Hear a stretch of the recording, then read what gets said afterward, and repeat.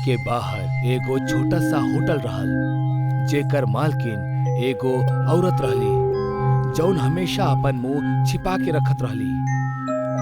गांव के कोनो भी आदमी वहीजा ना जात रहल, काहे कि पूरा दिन और रात ऊ औरत घर घर खाना के डिलीवरी करे जात रहली। पर एक दिन शाम ऊ औरत के होटल के बगल में आपन एगो होटल खोल देहलस। शाम दिन भर लोगन के होटल में खाना खिलाई और रात के घर पे फूड डिलीवर करत। ऊ डिलीवरी करे के खातिर मंगू और तानू ई दो आदमी रखले रहल। कुछ ही दिन बाद सारा लोग शाम के होटल में जाए लगले और औरत के होटल सूना पड़ गई। ओसे केहू भी फूड डिलीवरी ना लेत रहल। औरत के शाम पे बहुत गुस्सा आवे लागल। एक रात शाम अपना होटल में पैसा गिनत रहल, तब भी ओकरा दरवाजा पे एगो साया दिखाई देहलस। अरे के बा वहीजा? अरे केहू बोलत काहे नइखे? होटल बंद हो चुकल बा, कल सुबह यह। धीरे धीरे ऊ साया बड़ा होत गई और आखिर में वो औरत दरवाजा से अंदर आई। शाम वो औरत के देख के चौंक गई। ओह तू, बतावा का लेवे आयल बाड़ू? तोहार जान। का? अरे पागल हो गए बाड़ू का? चल जा, सुबह बात करब। आपन होटल बंद कर ना त मारल जाइबा। शाम डरत डरत कहलस, तू अकेली औरत हमरा के मरबू? जा जा, ना कर बंद। शाम के बात सुन के औरत के गुस्सा आ गई और ऊ आपन घूंघट उठा के आपन असली चेहरा शाम के दिखा देलस। ओकर चेहरा बेहद बदसूरत और खतरनाक लागत रहा। धीरे धीरे ओकर सारा शरीर भयानक दिखे लागल और ऊ औरत एगो चुड़ैल में बदल गई। वो चुड़ैल के देख शाम डर के भागे लागल। चुड़ैल ओकर पीछा कैलस, पर शाम रसोई घर में जाकर छिप गई। चुड़ैल ओकरा के ढूंढ के हवा में उछलस और जमीन पे पटक देलस। लोगन के खाना खिलावे के बहुत शौक बना तारा के, अब खुद भी खा। चुड़ैल बहुत गुस्सा में रहली। वो रसोई घर में जितना भी खाना रहा सारा शाम के खिलाव शुरू कर देला। जैसे जैसे खाना शाम के पेट में जात रहा, ओकर पेट फूलत गई। थोड़ी देर बाद शाम खाने से इनकार करे लागल, काहे कि ओकर पेट बहुत फूलत रहल। पर चुड़ैल ओकरा जबरदस्ती खिलावत रहली। अंत में शाम के पेट इतना भर गई एकदम से फट गई। शाम के खून और शरीर के टुकड़ा सारा रसोई घर में बिखर गई। बहुत सारा खून और खाना चुड़ैल के मुंह पे उड़ल और ऊ उहे हालत में जोर जोर से हंसे लागल।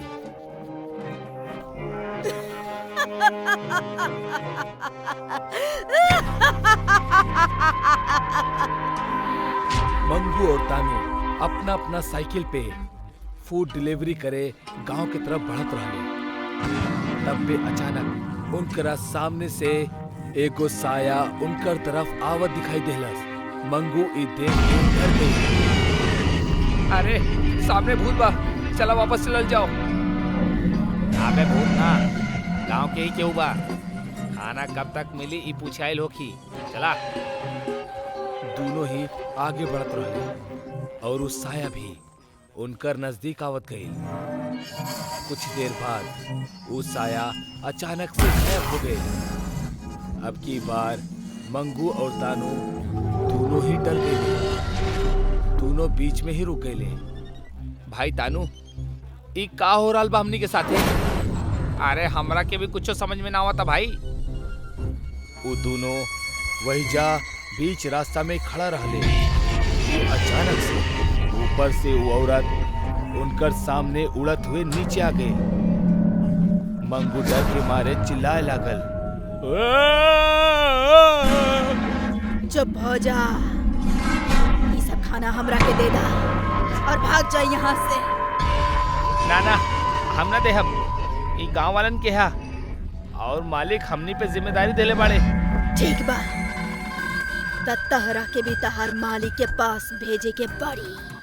मंगू जैसे तैसे करके वहां से भाग गए, पर तानू भागत भागत नीचे गिर गई। चुड़ैल तानू के मारे के खातिर आगे बढ़ल। चुड़ैल तानू के हवा में उठा लेलस और दोनों साइकिल ओकरा ऊपर दे मरलस। एकर वजह से तानू बहुत घायल हो गई, पर मरल ना। ओकरा जिंदा देख के चुड़ैल फिर से दोनों साइकिल ओकरा ऊपर फेंकलस और ओकरा अधमरा कर देलस। तानू के बहुत खून बहे लागल और आखिर में चुड़ैल तानू के जान से मारे के खातिर ओकरा एगो पत्थर पर फेंक देलस। सर पे चोट लगला की वजह से तानू वहीजा पे ही मर गई। चुड़ैल सारा खाना लेलस और एक एक क के ओकरा देखे लागल। एक गांव वाला सब हमार खाना के ठुकरा के ई खाना के पसंद कैली। अब तो उनका ई खाना खाए के ही पड़ी। चुड़ैल सारा खाना के जमीन पे रखलस और हाथ के ओकरा ऊपर रख के जादू करे लागल। धीरे धीरे चुड़ैल के हाथ से धुआं निकले लागल और वो पूरा खाना पे फैल गई। इसी देख चुड़ैल जोर जोर से हंसे लागल।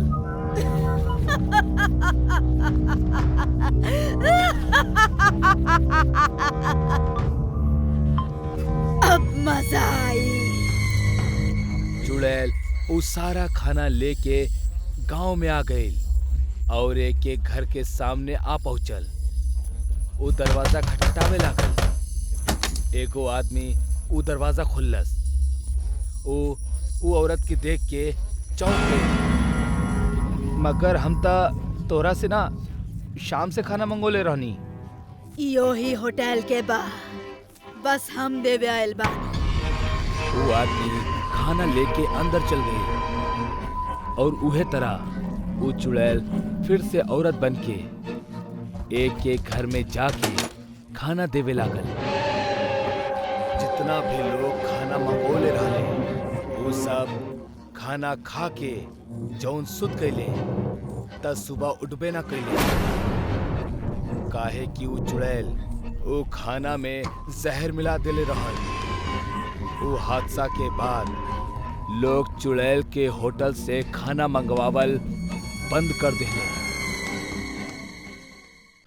सूखा पड़ला के वजह से एको गांव पूरा तरह से बर्बाद हो गल रहे। वो गांव में एक भी इंसान जिंदा ना बचल। गांव के पानी देवे वाला पुराना कुआं भी सूख चुकल रहल। एक रात वो कुआं के अंदर से रोवे के आवाज आवत रहल। कुआं के अंदर एगो चुड़ैल अपन आखिरी सांस लेत रहली और वो चुड़ैल कुछ ही पल पहले एगो बच्चा के जन्म देले रहल। वो बच्चा भूख से रोवत रहल।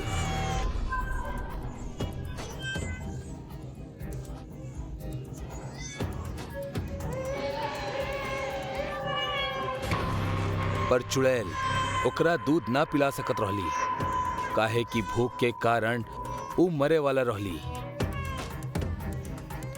वो अपना बच्चा के ऊपर उठौलस और पूरा जोर लगा के कुआं के बाहर फेंक देलस। वो बच्चा कुआं के बाहर जमीन पे गिरल, पर वो बच गई। हम अब जिंदा ना बचब, लेकिन हमरा के वचन दे कि तू हमार बदला जरूर लेबा। भूखा शैतान बन के सबके खा जाइबा।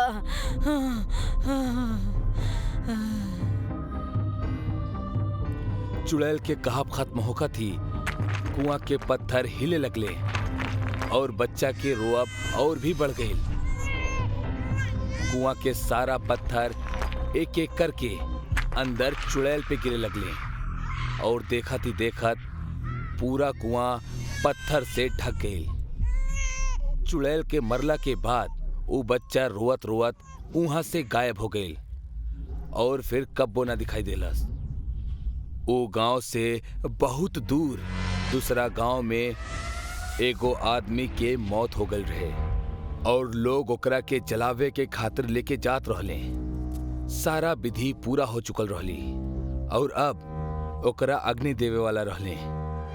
एगो आदमी ओकरा के अग्नि देलस। आसपास बहुत सा लोग के रोवे के आवाज आवत रहल। अचानक वो रोवत रोवत बच्चा उड़त उड़त आयल और लाश के अंदर घुस गई। ई घटना इतना तेज भइल कि केहू के कुछो समझ में ना आयल कि आखिर भइल का। पर थोड़ा देर बाद सारा लकड़ी जले लागल, पर लाश पे कुछ असर ना होकत रहल। वहां के सारा लोग डरे लगले। सारा लकड़ी जल जइला के बाद वो लाश अपना आप उठे लागल, पर ओकर पैर पे वो लागल आग वैसने रहल। लाश उठ के खड़ा हो गई और ओकरा देख के वहां के सारा लोग डर के भागे लगले। खाना चाहिए।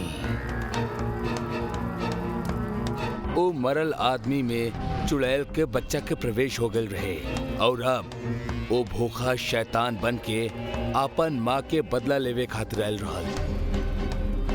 वो शैतान जला लकड़ी के खा लेहलस और वो अब केहू इंसान के खाए खातिर भागे लागल।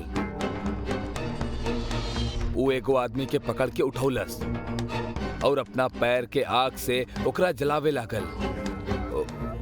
ओकर शरीर पूरा तरह से जल जइला के बाद शैतान ओकरा खा लेहलस। शैतान गांव पे कोनो मुसीबत के तरह टूट पड़ल और वो केहू के भी न छोड़लस। औरत, बच्चा, बूढ़ा, जवान सबके जला के खाए लागल। चारों तरफ गांव वालन के चीख सुनाई देवे लागल।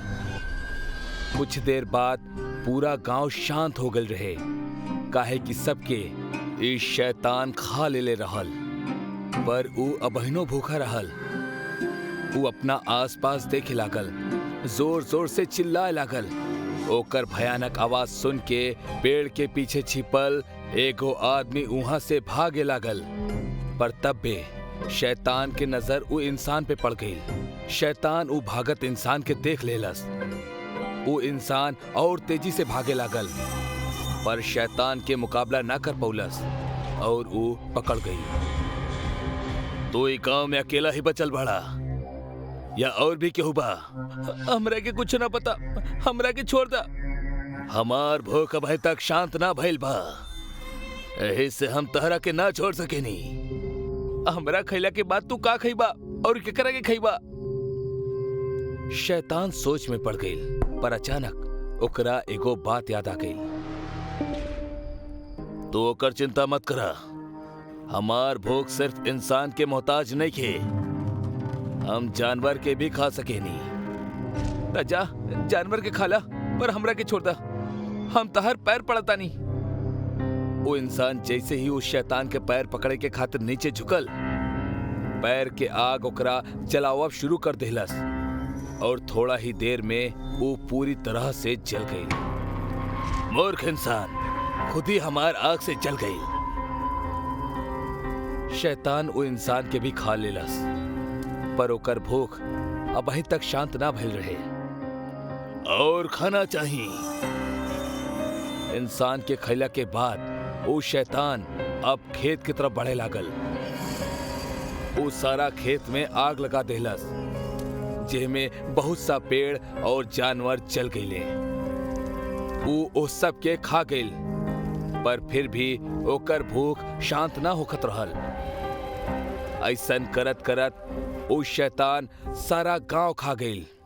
जमीन पूरा तरह से जल गल रहे। इतना में एगो गाड़ी आके उस शैतान के सामने रुक गई। ओमे से एगो लड़का उतरलस और डर के निगाह से उस शैतान के देखे लागल।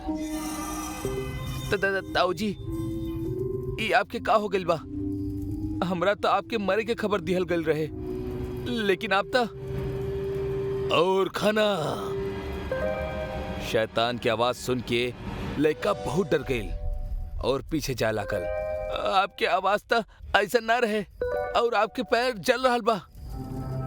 हमार पास आवा। लड़का भागे लागल पर उस शैतान ओकरा पकड़ लेलस और आग से जलावे लागल। लड़का के चिल्लाए के आवाज दूर दूर तक गूंजत रहल। शैतान ओकरा खा गई। लड़का के खैला के बाद ओकर नजर ओके गाड़ी पे पड़ल। वो गाड़ी पे छलांग लगौलस और गाड़ी के जलावे लागल। जैसे ही गाड़ी में आग पकड़लस, थोड़ा ही देर में गाड़ी फट गई। गाड़ी के साथ साथ शैतान के शरीर के भी टुकड़ा टुकड़ा हो गई और वो बच्चा वो शरीर से बाहर आ गई। बच्चा भूख के मारे जोर जोर से रोवत रहल और ओकर आवाज वो वीरान जगह पे गूंजत रहल।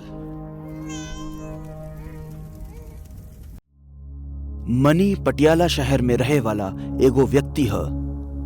एक दिन कोनो काम से मनी अपना घर के पास वाले मॉल में कुछ खरीदे खातिर जावेला और जैसे ही वो सामान खरीद के निकले लागल त मॉल के मैनेजर ओकरा से कहले सर रउआ हमनी के लकी कस्टमर बानी, यही से रउआ के हमनी के आलिशान होटल में 3 दिन और 2 रात रुकल के मौका मिलल बा जी, उहो फ्री में। रउआ के साथ अपन एक दोस्त लेके जा सकतानी, ओकरा के भी ये सेवा बिल्कुल फ्री में दिहल जाओ। अरे सर धन्यवाद। सर रउआ के ये होटल कहाँ बा? अरे सर हमनी के होटल गोविंदगढ़ में बा। सर रउआ के आज ही गोविंदगढ़ खातिर निकले के पड़ी, काहे के ये ऑफर शुरू हो चुकल बा। जी सर, हम अबही आधा घंटा में गोविंदगढ़ खातिर निकल जाता नी, ठीक बा? मनी मैनेजर के बात सुन के बहुत खुश हो जाला। मनी अपना साथ चले खातिर अपना बहुत ही अच्छा दोस्त हनी के फोन करेला। और भाई हनी का हाल बा? हम तो बढ़िया बानी भाई, तू सुनावा, तू हमरा के आज कैसे याद किया? हमरा ना एक गोविंदगढ़ के आलिशान होटल में 3 दिन और 2 रात रुके खातिर मौका मिलल बा और उहो फ्री में, और हम अपना साथे अपन कोई भी एक दोस्त लेके जा सकता नी। का तू चलबा हमरा संगे? अरे भाई नेकी और पूछ कब निकले के बा बोला? बस भाई तू पैकिंग कर ले, आधा 1 घंटा में निकलता नी। हाँ बस हम जल्दी से पैकिंग करके तोरा घरे आवता नी, जल्दी आ जा भाई, आज तो अपन मजा बा। हनी अपन पैकिंग करके मनी के घर पहुंच जाला। मनी के घरे पहुंचते ही वो दोनों एक गाड़ी में बैठकर गोविंदगढ़ खातिर निकल पड़ले। जब दोनों गोविंदगढ़ के आधा रास्ता तक पहुंच जाले तो अचानक बारिश शुरू हो जाला। अरे भाई ये अचानक बिन मौसम बरसात कैसे शुरू हो गई? अबे कुछ देर पहले तो मौसम अच्छा खासा साफ रहल। पता नहीं भाई आज मौसम के का हो गई बा, पर तू चिंता काहे करत ताड़ा? तोहार भाई बा ना तोरा संगे, देख तोरा के कैसे हम चुटकियों में गोविंदगढ़ पहुंचावतानी। अरे भाई जब तू हमरा साथे बाड़ा त काहे के चिंता। थोड़ा सा आगे जाते ही दोनों सहूली नाम के गांव में आ जावेले और वहां पहुंचत ही उनकर गाड़ी अचानक बंद हो जाली। अरे भाई अभी गाड़ी के का हो गईल? पता नहीं भाई, आज हमरे साथ का होखा था। पहले ही बिन मौसम बरसात और अभी गाड़ी बंद पड़ गई। अब भाई का करें, आसपास कोनो मैकेनिक भी ना मिली और रात भी होए वाली बा। काहे ना आज रात ई गांव में कोनो रहे के जगह देख के रुक जाई। हाँ अब तो यह करे के पड़ी। दोनों अपना आसपास देखे लगले। उनका एक व्यक्ति ओजा से जात देखाइल है तो मनी ओकरा से पूछलस कि अरे भाई सुनी, एजा आसपास कोनो रहे के जगह बा का जहाँ पे हमनी दोनों रात गुजार सकी? एजा रहे खातिर एक होटल तबा, पर ओजा रुकब खतरा से खाली नहीं खे। काहे के ऊ होटल में कहल जाला कि अक्सर मुर्दा दिखाई देवेले जे इंसान के अपन शिकार बना लेवेले।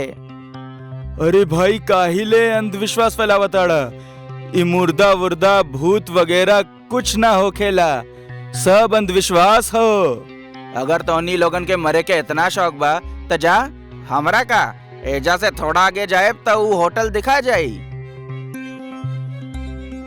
इतना कहते ऊ मनई ओजा से चल जाला। चल यार मनी, हमनी के चलल जाओ, ई तो हमरा के केहू पागल बुझाता। ऊ मनई के बात के अनदेखा क के दोनों ऊ होटल में पहुंच गईले और जाते ही ओजा के मैनेजर से अपना खातिर कमरा बुक करे खातिर कहले। सुनो मैनेजर, हम दोनों के आज के रात एजा गुजारे के बा, तो हमनी दोनों खातिर एक के कमरा बुक कर द। और कितना रुपया में रहे खातिर कमरा मिल जाई? हमनी के सिर्फ आज रात खातिर चाहिए। सर, एजा रहना, खाना पीना सब कुछ फ्री बा। दोनों मैनेजर के बात सुन के बहुत खुश हो गई ने। मैनेजर उ दोनों के उनकरा कमरा के चाबी देवेला और उनकरा सामान के पहुंचावे खातिर अपन एगो आदमी के बुलावेला। वो आदमी लंगड़ावत की मैनेजर के पास आवेला और उ दोनों के सामान के उठा के उ दोनों के कमरा तक पहुंचा देवेला। उ मैनेजर के देख के और ओजा काम करे वाला कर्मचारी के देखकर मनी के अजीब सा लागे लागल।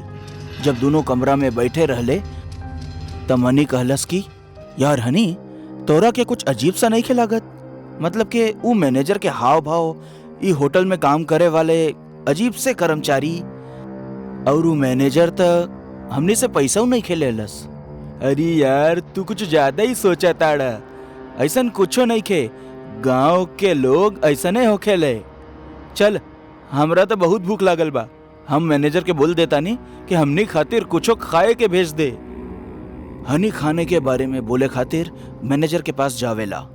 सुना मैनेजर, हमनी के भूख लागल बा, जल्दी से हमनी के खाए खातिर कुछ बढ़िया सा पकवान भेज द। जी मालिक, हम रउआ खातिर आज ऐसन चीज भेजब जौन रउआ कभो ना खाइले होखे। हाँ, जल्दी से भेज द, हमनी के बहुत भूख लागल बा। जी, भूख तो हमनियों के बहुत लागल बा। रउआ खाइब तबे तो हम खा पाएब। का मतलब? मालिक, थोड़ा देर में रउआ सब समझ जाइब। रउआ राउर कमरा में रुकी, हम रउआ खातिर खाना भेजतानी। हनी अपना कमरा में चल जावेला। थोड़ा देर बाद होटल के वेटर और ऊ दोनों खातिर खाए खातिर एगो डिश लावेला। ऊ डिश एगो बर्तन से ढाकल रहे। एमे कहा? एमे रउआ दोनों खातिर खाना बा। रउआ एकरा देखब तो हमेशा खातिर याद रखब। इतना कह के ऊ वेटर ओजा से चल जाला। जब मनी डिश के देखे खातिर बर्तन के ओजा से हटावेला तो ओमे एगो लड़की के कटल गर्दन पड़ी रहे। ई देख के दोनों बहुत डरा जाले। ई कहा? हमरा के तो शुरुआत से ही होटल में बहुत अजीब सा लागत रहल है। ते ही हमरा बात पे विश्वास नहीं करत रहले है। हाँ भाई, हमरे मती मरल रहली है जौन हम तोहरा बात पे यकीन ना कईनी। अब का करे के काबा? भागा एजा से, अपन जान बचावा। दोनों अपन सामान वही कमरा में छोड़ के भागे लगलन और भागते हुए होटल के हॉल में पहुंच गईलन और देखा ताड़न कि हर तरफ लाश ही लाश पड़ल बा। अरे भाई, कहाँ मुफ्त के चक्कर में फंस गई नी? अरे बात करब छोड़ा और भागे जैसे, वरना ही लाश लेखा हमने दोनों भी लाश बन जाए। दोनों होटल के दरवाजा के ओर भागे के कोशिश करत रहले ह, लेकिन होटल के मैनेजर हाथ में कुल्हाड़ी लेके ओजा ही खड़ल रहे। मैनेजर अब पूरी तरह से एक चलत फिरत मुर्दा बन गईल रहे। मैनेजर, तोरा ही का हो गईल? तोरा ही हालत कैसे हो गईल?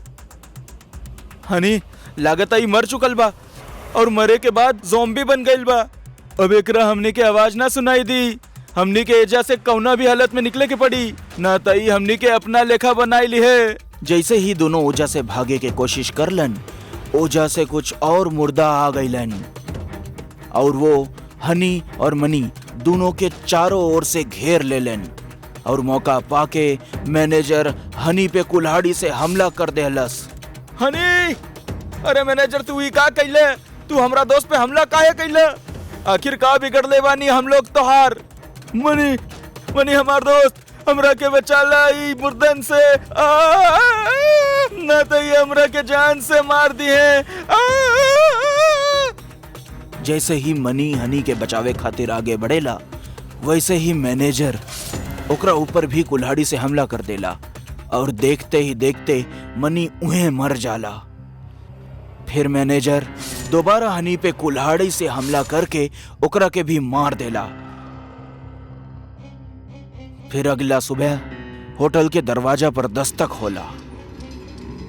कुछ मुसाफिर ऊ होटल में रुके खातिर अइलन। जैसे ही होटल के दरवाजा खुलेला उहे मैनेजर जे ज़ॉम्बी बन चुकल रहल ऊ एकदम ठीक हो जाला और ऊ मुसाफिरन के स्वागत करेला। नमस्ते सर, स्वागत बा रउआ के ई आलिशान होटल में। हम रउआ ऐसन सर्विस दे हम जैसन आज तक रउआ के केहू नइखे देले होई। जैसे ही मुसाफिर अंदर गइलन तो वहां पर सब कुछ ठीक हो जाला। ना ही कोनो लाश रहले हा और ना ही खून के एक बूंद ओजा रहले हा। और हनी और मनी जिनका मुर्दा लोग मिलके मार देले रहलन ऊ भी एकदम ठीक हो गइलन और उही होटल में कर्मचारी बन के साफ सफाई करत रहले हाँ।